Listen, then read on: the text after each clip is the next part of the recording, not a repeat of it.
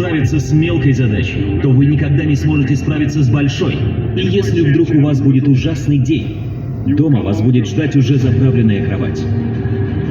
Кровать, заправленная вами. Заправленная кровать даст вам надежду на то, что завтрашний день будет лучше. Чтобы пройти подготовку морских котиков, нужно проплыть несколько длинных заплывов. Один из них – ночной заплыв. Перед заплывом инструкторы радостно рассказывают курсантам обо всех видах акул, которые обитают в водах Сан-Климента. А потом инструкторы говорят, что акулы еще не съели ни одного курсанта. По крайней мере, на их памяти таких случаев не было. Курсантов также учат, что если вокруг них начинает кружить акула, они должны оставаться на своей позиции. Не уплывать в сторону, не показывать страх. И если акула в поисках полуночного перекуса бросится на вас, соберите всю свою волю в кулак и ударьте ее по носу. Она отвернется и